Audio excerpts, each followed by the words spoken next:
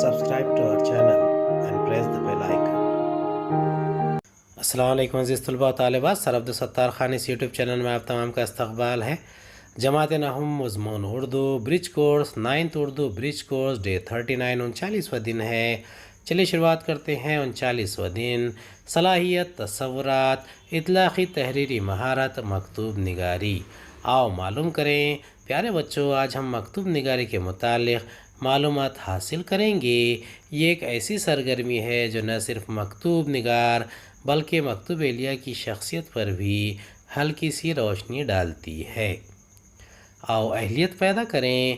غیر درسی اقتباس پر مبنی سرگرمیاں۔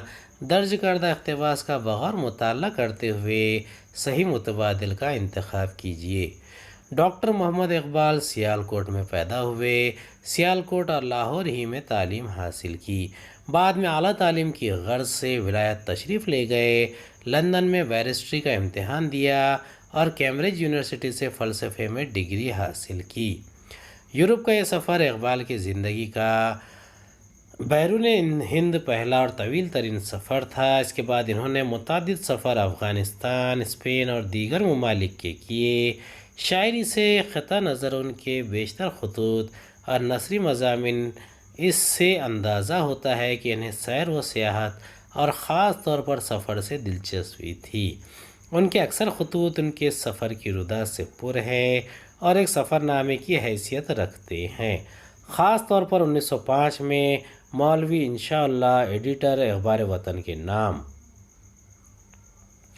ڈاکٹر اقبال کی پیدائش کا مقام ڈیش ہے سیالکوٹ۔ ڈاکٹر اقبال نے بیرسٹری کا امتحان ڈیش میں دیا، لندن میں۔ تیسرا، یورپ کا یہ سفر ہندوستان سے باہر۔ ڈاکٹر محمد اقبال کا ڈیش سفر تھا، پہلا۔ چوتھا سوال ہے، ڈاکٹر محمد اقبال کو ڈیش سے بڑی دلچسپی تھی، سفر سے۔ پانچواں، اخبار وطن کے ایڈیٹر ڈیش تھے، انشاءاللہ۔ حصہ قواعد۔ مترادفات ایسے دو یا زائد لفظ جن کے معنی ایک ہوں، یعنی ملتے جلتے معنی والے الفاظ کو مترادفات یا ہم معنی الفاظ کہتے ہیں۔ ایسے الفاظ ہر زبان میں پائے جاتے ہیں۔ اردو زبان بھی ایسے الفاظ سے مالا مال ہے۔ ذیل میں ہم معنی الفاظ کی ایک مختصر فہرست دی جا رہی ہے، طلبہ اسے ذہن نشین کر لیں۔ لفظ ہم معنی الفاظ مترادفات: آرائش، تزئین، سجاوٹ، زینت، زیبائش۔ بادل، ابر، سحاب، گھٹا، چاند، ماہ، ہلال، قمر، مہتاب، سورج، آفتاب، خورشید، مہر، شمس۔ دشت، صحرا، بیاباں، ویرانہ، جنگل۔ حرف بدل کر لفظ بنائیے، مثلا ناک، کان۔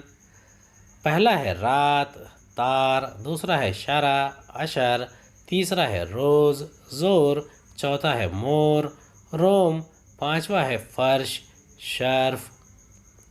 آؤ مشق کریں، لغت کی مدد سے درج کردہ الفاظ کے مترادفات ہم معنی الفاظ لکھیے۔ شجر، سنگ، رہبر، جادو، پھول۔ شجر، درخت، سنگ، پتھر، رہبر، رہنما، جادو، سحر، پھول، گل۔ آؤ تخیلاتی بنیں۔ چیلنج: علامہ اقبال کی شاعری کی خصوصیات سے متعلق اپنے خیالات کا اظہار کیجیے۔ علامہ اقبال نے اردو شاعری کو ایک نیا رنگ و آہنگ عطا کیا ہے۔ وہ اپنے زمانے کی روایتی انداز کی غزل گوئی کے بجائے نئے انداز کی نظم گوئی کی طرف مائل ہوئے۔ انہوں نے اہل مشرق کے سوئے ہوئے ذہنوں کو جگانے اور انہیں زندہ قوم بنانے کا فریضہ انجام دیا، اسی لیے انہیں شاعر مشرق بھی کہتے ہیں۔ انہوں نے اردو کے ساتھ ساتھ فارسی زبان میں بھی شاعری کی۔ امید ہے آپ کو ہمارا ویڈیو پسند آیا ہوگا۔ اگلے ویڈیو میں دوبارہ ملاقات ہوگی۔ خدا حافظ۔